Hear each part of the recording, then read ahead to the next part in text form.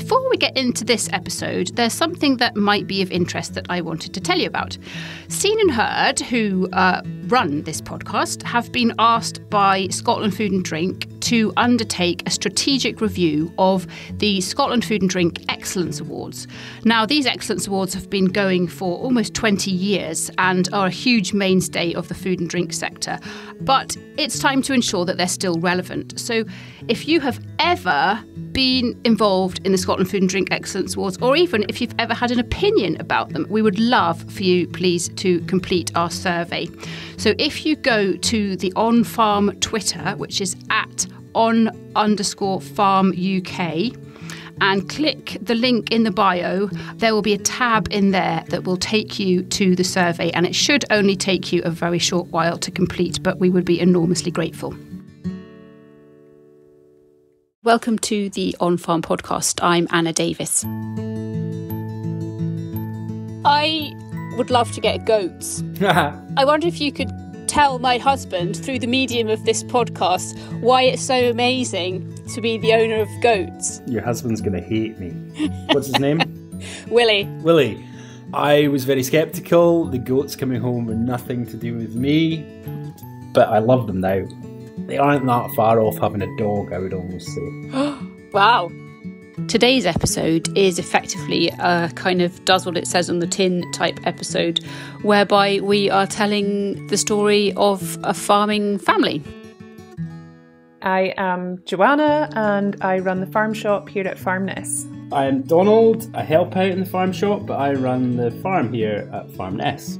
I've been following them on television and on social media, and I just wanted to hear their story. So this episode is dedicated to us sharing their story with you, and I hope you find it as interesting as I did. The farm was already in our family, so I've just really taken it over. I always looked up to my dad and my uncle, who were the farmers here, so I enjoyed it and went into it. Yeah. And you used to drive a tractor to school discos. Once, yeah, I drove a tractor to school disco, yeah. So It was a hit with the ladies. It was, actually. It worked. Well, it obviously worked with one particular lady. Joanna, have you been connected to farming all your life? Oh, kind of. It's a big debate with us, isn't it? Donald says I'm not a farmer, but my dad is from a long-established farming family in the West Coast. We're from Lochaber. And so I grew up on a farm, but it had become a hobby farm by the time I was a child. My dad went to farming school in Isle of Skye, and then he went to agricultural college in Aberdeen, and then he worked for the College of Agriculture, but he started doing discos at night and then eventually left farming completely to have pubs and nightclubs and kept the farm. So we still lived on the farm, but we didn't use it to make money at all. In fact, he rescued deer and red deer, and we'd live off the land. Donald's laughing at it, but we lived off venison and we grew all our own vegetables. We grew potatoes. We had hens, so we had eggs, and we'd swap food with local crofters, but we didn't make any money. But I thought I was a farmer. I'd never stepped foot on a commercial farm, and then I came to Donald's and I was just like, what is this? This is so stressful. Work, and more work. Is your dear dad still with us, Joanna? Yeah, he is, yep. Because I think I'd love to speak to him for the next podcast. I have never before met a farmer turned nightclub owner, and I suspect he might be the only one of his kind. It sounds fascinating. Yeah. It would be interesting, for sure. He's a big character, yeah. I don't know, he's maybe going to be on This Farming Life as well. He might make an appearance. Oh, good. Excellent. Right, well, I'll look out for that, and then I'll see if I can get him on the podcast. So I'd love to hear, I know because I've watched some of the programmes on TV, but not everybody will have seen that. So I'd love to hear about the variety of different activities that you have on the farm. I live on a farm and I love it, but we don't have a huge variety of activities. We have arable crops, and that's pretty much it. So I'd love to hear more from you about all of the different things that go on your farm and why they do. What is it about those activities that made you do them and continue to make you feel passionate? So I would say we're predominantly a livestock farm, but we can also grow some malting barley, but we're definitely more of a livestock farm. So we have cows for beef production, and we've got sheep. Like I say, we can grow a small proportion of barley. We've also got a small haulage farm as well. And then we have started up farm shop, what are we going to call it, / Well, hopefully soon a commercial kitchen. Yeah. And then we want to have it as a kind of educational outfit as well. So families come and see like some of the animals or see lambing or just like kind of seasonal events on the farm really is what we want to do. And we've got our farm shop and then we want to have a commercial kitchen selling produce from the farm. So our own beef burgers and...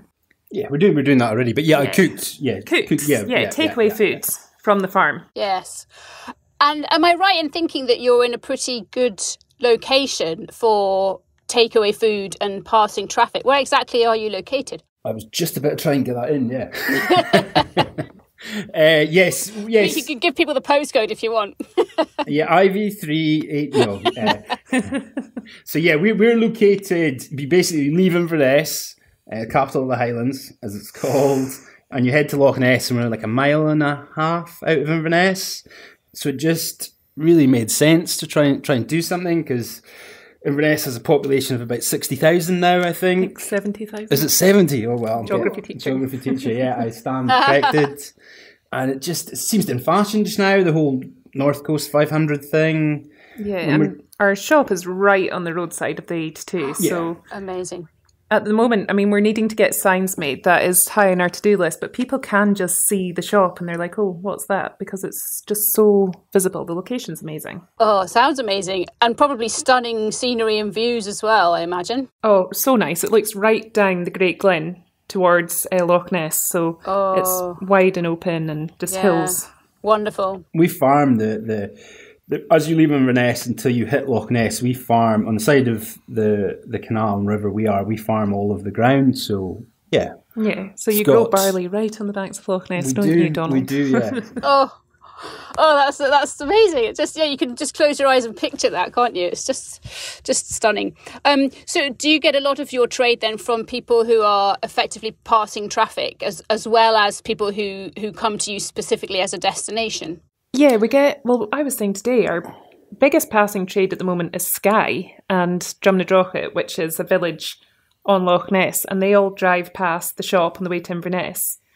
Our other customers are kind of if they follow the social media or they've seen us on the TV, and I guess Inverness itself, unless they've driven past, we've not quite tapped into the whole of Inverness yet, but we've only been open a few weeks. Yeah. So we need a few weeks. In that case, you've probably done pretty well. There are businesses who've been open for a few years who probably haven't fully tapped into their local market because a lot of the times people try and focus on the bigger picture and forget about the local market. So I think it all comes with time. So the TV, anybody who has watched This Farming Life will recognise your faces. How did that come about? How did you end up being on telly? I mean... it was really quite fast-paced, wasn't it? What had happened was last year we did a pop-up Christmas shop on the farm and we opened up a play barn and had takeaway soup and coffees in the barn and kids could play during COVID. And BBC Alba heard about it and they came and asked if they could film us for a Gaelic programme they were doing about diversification on farms during the pandemic. And use of social media, wasn't it? Yeah, they were saying about our social media. And then This Farming Life put out asking for the farm in Inverness. And I think we saw the advert on social media and I completely dismissed it thinking, oh, we'd never get on that.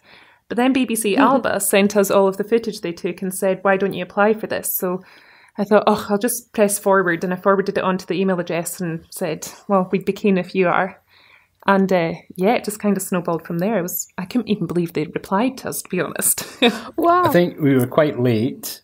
And it wasn't that long until they started filming from when we applied, I don't think. Yeah, it happened really, really fast. Yeah. And did you have any reservations about being on TV? No, I think... I don't think we had enough time to think about it all, really. It was just almost off the cuff, a lot of it. Because we were really busy. And I think because we'd been filming each other for the social media, or I had been filming you, actually, that we'd become a wee bit more natural being filmed, kind of. Well, you had. I think I felt more nervous. But also, we're maybe a couple of raving idiots, and I never even thought anything about what would come of it, actually. Yeah. So I didn't have any reservations because I never thought about it. Yeah, well, maybe that's good because perhaps if you'd thought about it too much, you might have started to question it. But tell us about the process. You know, most people listening have never had a film crew on their farm or been involved in television. Tell us about the process. Is it disruptive? Is it fun? You know, tell us about how it all works. It was probably a bit different for both of us because you are working on the farm, whereas I don't essentially have a big job on the farm. I was more like being part of your farm, if that makes sense. So I think they really wanted to catch us, and we wanted them to capture us trying to open our farm shop, and it didn't really go to plan. And they got to film it all. We had to change the plan for various reasons a few times, and we kind of got there in the end, but it wasn't what we'd planned to get there with, but we did get there. Yeah. So that's the journey they wanted to film from us, and they definitely got it, I think. Yeah, they got a lot. You aren't the only ones who perhaps things haven't gone the way that was anticipated. I remember with Steve Mitchell from the Buffalo farm, and he was on This Farming Life, and he had kind of steps that he wanted to be filmed, and it never worked out. It's worked out now, but it never worked out in the time frame that they all wanted, because that's life, isn't it? That's farming life. We definitely weren't as organised as to hit these marks. We were just trying to open a farm shop. Yeah. I find it fun though, actually, and some of the things, like I was thinking, the lambing. I'd always wanted to do a lambing on Donald's farm, but I felt intimidated by it. So then the film crew that filmed me doing the lambing were 2 women. And so actually it was 3 women together who didn't have a massive clue about farming. And I felt kind of empowered by that. I was like, it's okay. And they're saying, come on, get in there. So and so you knew more than them, which I suppose is a confidence booster. Well, no, I didn't, because Kate, the camera woman, has been doing This Farming Life since series 2. So I see. She knows quite a lot about farming now from going around the farms. And at one point, your dad wasn't letting me lamb a sheep. And I was like, have you ever lambed a sheep, Kate? And she's like, yeah, I have. And I was like, that's it. I'm lambing a sheep. That's not fair. So then your dad had to just let me lamb something. So it sounds like the film crew were a really good bunch, and almost like they became part of the wider family whilst they were there, because you must have seen a lot of them. Yeah.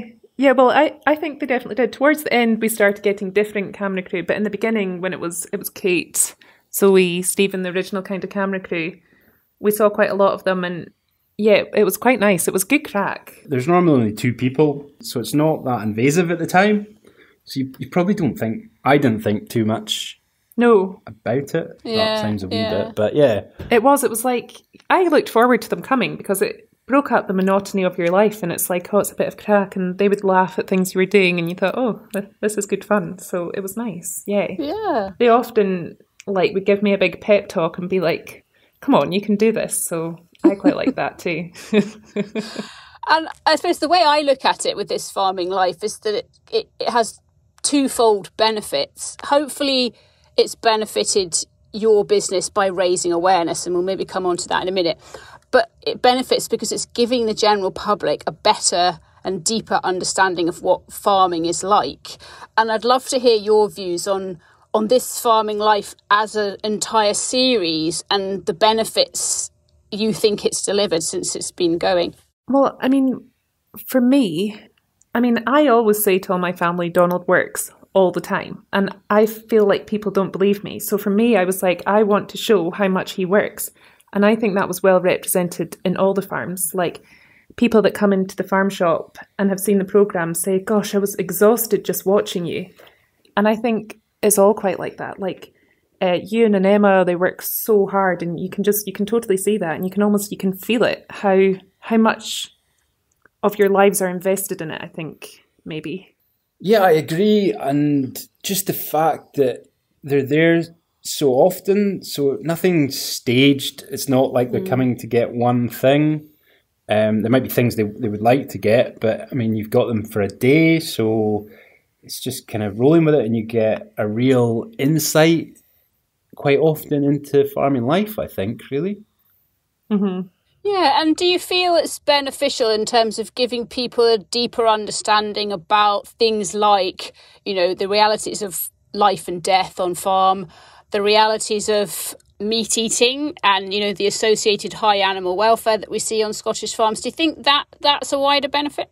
Yes. I mean, just in general, letting people see everything we do and some people's perception that we're factory farms, or, you know, the whole message can get caught up in the worldwide thing, and we're not worldwide. We're locally based. If you break it down to Scotland even, you know, we're such smaller scale, and we tend to have high animal welfare standards. So it's just letting people see what you're doing. And like Joanna said, especially Emma and you were talking about them at lambing time, they just looked so tired, and that's just putting across the message. And I think we look pretty tired as well. So yeah, it's just letting people see it all and what we do, and yeah, hopefully they like it. Yeah. The people who come into your shop have, I mean, I know you've only been open for a couple of weeks, so you've maybe got a sort of small sample size here, but the people who've seen you on TV, what do they say when they come into the shop? We had people in today, didn't we?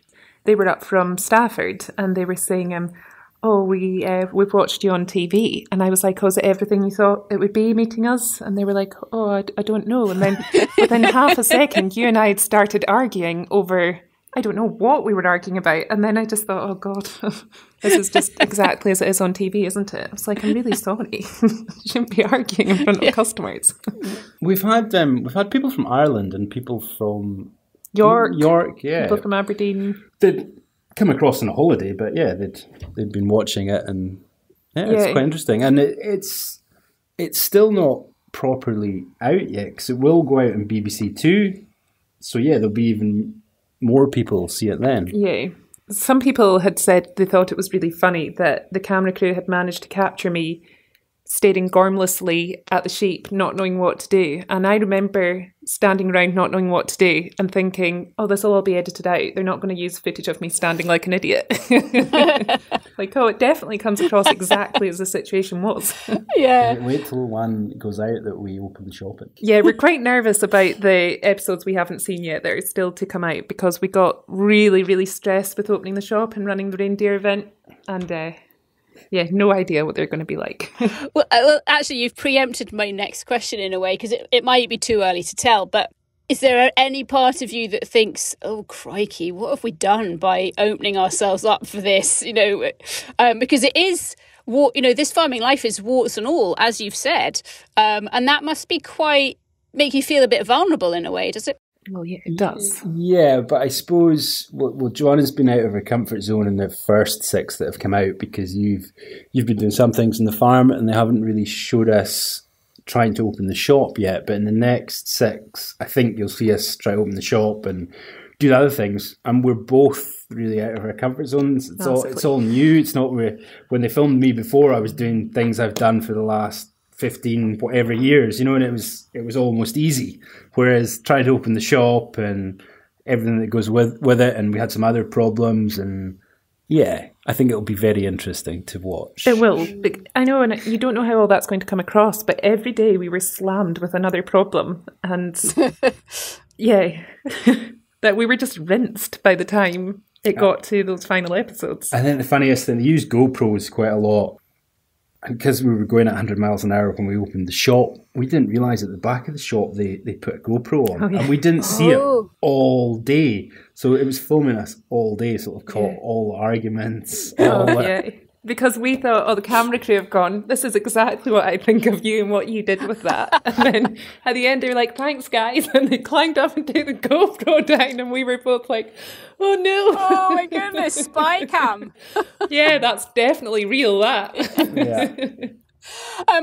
People are fascinated to hear about, you know, the TV journey, but I don't want to focus on it for the whole chat, because it's just an element of your life, and what you do is, no disrespect to the BBC, but what you do is far more important than a TV show, than just a TV show. Maybe this is more for you, Joanna, because maybe farming in the way that you do it at the moment is less in your blood than it is for Donald, but what is it that drives you and keeps you growing and doing new things? Oh, that's an interesting question. I'm actually doing this course at the moment, the Rural Leaders course. Oh, yes. It's done a personality test. and I come up really, really high on creativity. I'm like a yellow person that is like excited by shiny things and ideas. And at the moment, I'm like, I'm loving this life because I stock what's in the shop what I want, and I plan events that I want and I find interesting. But the downside of my personality test was that it showed that I have no blue, which basically means being serious, doing accounts, doing numbers, doing paperwork, making it real. Yeah. So and finishing the projects you started, maybe sometimes. Yeah, that's really bad. So, I mean, it's good because it's brought that to my attention, though I'm sure I already knew that. But I'm definitely driven by, I feel really, really passionate about food miles. In my degree, I focused on conservation and climate change. I was a geography teacher. I only left a couple of months ago. And I was completely driven by climate change, sustainability, food miles. So that's what I was really passionate about. I taught environmental science as well. Yeah, I feel like now I'm going out and doing what I've been talking about for the last 15 years. And I feel really, really driven by that, really passionate. And it's a journey. I don't always get it right with perhaps things I'm saying or getting into the shop, but I'm constantly learning. And I think I'm really driven by that. Yeah, like a hunger for development and new things and, like you said, creative, sparkly, fun things as well. And there's nothing wrong with that because your customers will love those things too. Hopefully. Yeah. I think a lot of it's based from education as well, isn't it? Yeah. Really. We're educating about agricultural practices. That's what I'm trying to say. Really poorly. Because in the curriculum, it was really pushed in schools that cows caused climate change. And when I met Donald, my lessons had been teaching kids to the exam that say cows create loads of methane through flatulence, 1 mark. And Donald's like, what is this? And I was showing him this video showing about a factory-intensive farm in America. And he's like, but that's not what British farming is. And I felt like that was pushed so heavily in the curriculum. So then I scrapped all my farming lessons and Donald helped me make up new, more relevant ones. And I started really teaching that, hold on, what are cows doing? And I researched it so much and then really became all about a local sustainable diet. And especially where we live in Inverness, meat is part of that diet because for us at the moment, to have vegan things in the shop is so difficult, really, really difficult, and impossible to get anything locally other than seasonal veg. Yeah, you have your seasonal veg, but to take stuff from further afield. Yeah. What would you say, your message to kind of the average consumer who troops into Tesco's and buys maybe some tofu and some Kenyan green beans for their supper? What would be your message for them if you had an open platform? Do you know, mine is that's fine. If you want to eat that, eat that. Just know where it came from. And do you know where that came from? I mean, I don't even know what tofu is, if I'm honest. What is in that? Lots of these things. It has a heap of ingredients. Where does it come from? It's got things I'd never heard of. And would I want to give my children these chemicals? I don't actually know what they are or where they come from. So I think if you can say what's in your foods and know where it comes from, crack on. Read the ingredients on the back of everything you buy. And if you can't pronounce the ingredient, don't buy it. The ins and outs of it, I think, just need a wee bit addressing. It's big companies that stand to make a lot of money from these processed vegan foods. They're just a bit off. And we don't really have a voice that can combat them. Yeah, I have a bit of a bee in my bonnet about that too, particularly in January, because I think if somebody wants to be vegan for a month, then that's their choice. But why choose January? Because everything they eat pretty much has got to be imported. But if they chose a summer month, there's so much more seasonal Scottish produce that they could eat if they chose not to eat meat for that month. And yet there doesn't seem to be any thought behind it. I'm involved with the Royal Highland Education Trust as well, and they're going to love everything that you've just said, because it is so important to not just to educate. Sometimes is a patronising word, and we don't mean it this way, but it's important to educate children, but also teachers. As you said, you just didn't know the truth before you met Donald, and now you do. And there'll be plenty of teachers out there who are just labouring under a misapprehension of no fault of their own, but we need to get that message out. And if you're helping the people who come through meet your business to have a deeper understanding, then goodness, you need a round of applause as far as I'm concerned. Well, I do think for me that's the biggest thing. And it's something we talk about every day now on our social media. And it was something in the classroom I was saying to the children, and they would come back and say, my mum and dad say, though, blah, blah, blah, blah, blah. And I was getting more and more fired up about it, I think. Yeah.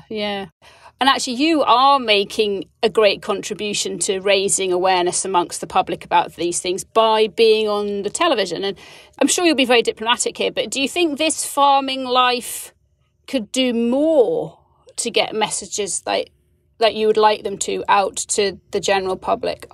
The biggest viewing figures are Manchester and London. Oh, yeah. Is it not Birmingham and London? Is it Birmingham? Oh, I thought it was Manchester and London. I'm sure it's Birmingham and They London. will be. I mean, I don't know the stats, but I'm sure that they will have pretty hefty popularity in urban areas because there is that kind of fascination amongst people to see what it's like. Yeah, it's hard for us because we hang about with rural people. We're in a rural area. So yeah. It's very hard to know at the moment. The programme's only really gone out in Scotland, hasn't it? And on BBC Scotland so far. So I don't actually have a clue. Changing the subject very slightly, I understand from your Instagram that you're tenant farmers where you farm. I'm really fascinated by what you're doing because I think a lot of tenant farmers shy away from investing in their business because they feel as though it's not theirs and they're afraid to make that investment. But you've obviously thought, well, actually, this is about what we want and our future. We're just going to go for it. Did you have any qualms along those lines, or have I just asked you a really silly question? I think it's just basically our location is amazing, so why not? To the point that Inverness, if it jumps again, it might end up in some of our land.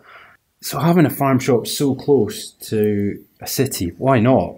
And we're very very grateful. Our landlord, he stays here, he's got his big estate house here and stuff, but he's very supportive of this. And they've always wanted a farm shop on his land up here. So we're just very lucky. We have a really good working relationship with them, I think, I hope. So, yeah, it's just, we're just lucky, in all honesty. So I'm hoping that our podcast will still be going on a weekly basis in 5 years' time. So if I bring the two of you back onto the podcast in 5 years' time, what would you hope to be saying to me? I think you better come back to about 2 years or maybe even 1 year. Joanna's got lots of plans. We both do, actually. What would we be saying in 5 years' time? That will be interesting. Well, I would hope we've got a bigger farm shop with more local produce. Some of the things it's very hard to get locally because people don't make them. But I think by 5 years' time, all of these things will be being made locally. And hopefully that food trend will continue. You know, since COVID, I think people are wanting to know where their food comes from. So I hope there's going to be even more food kind of available in these parts. You know, like I've been speaking to a local Italian restaurant who are keen to make dried pasta for our shop. You know, that's not something you can get at the moment in this area. So I think that would be cool. I'd like to have a shop big enough you can push a trolley around it and get things like that. And have a cafe, even if it's still just a takeaway, where people are getting hot food that has all been grown and produced on our farm. Yeah. Amazing. And then park. what about the educational... A play park, yeah. What about the educational side of things then? What would be your 5 year kind of goals as far as that's concerned? Well, I would hope that seasonally we could be having groups of schools and children and parents coming and engaging in an active working farm. So being able to go and see the lambing live, being able to see calving, being able to take part in growing food as well, like active kind of vegetable patches and gardens and things. And then I've got a slightly different question for you. I would love to get goats, and I know you've got goats. I wonder if you could tell my husband through the medium of this podcast why it's so amazing to be the owner of goats. I will take this one, and your husband's going to hate me. What's his name? Willie. Willie. I was very sceptical. The goats coming home were nothing to do with me, but I love them now. They aren't that far off having a dog, I would almost say. They've got so much personality. It's a low-maintenance dog, yeah. Wow. And like at first they always tried to escape, didn't they? Like it was just a nightmare. Now, actually, you don't need to even pen them in because they're like dogs. They just want to go around where you are, see what's happening. They forage, so they're eating all the weeds and things around the farm. And they're so happy and so cheery. It's so lovely. So hopefully in 5 years' time we can compare notes about goat ownership. Yay. Although I think we'd like some milking goats. I do think our goats are pretty useless. In 5 years' time, you'll probably have 20 goats. You'll have local communities coming and milking goats. That's where I'll be in 5 years' time. Amazing. Thank you to Donald and to Joanna. That was really interesting to hear their story, and I hope that we can go back and hear about all the developments up there near Inverness. I'm off to start Googling goats, following their excellent advice. Meantime, that's about it from us this week. But if you know anybody else like Donald and Joanna who's got a really fascinating story to tell, please get in contact with us through social media. You can find us on Twitter and Instagram at @on_farm UK. And if we like your idea, we will send you a free mug. So, gosh, that's an incentive and a half, isn't it? But no, we'd love to hear from you because we want to talk to more people and hear their real life stories. That's it really from this week. The On Farm podcast is brought to you by the team at Scene&HerdPR and Marketing. So get in touch with us if you need any help with any of your communications, whether it's building a brand and a website through to social media or obviously podcasting. Do get in touch, and we will see you again next week.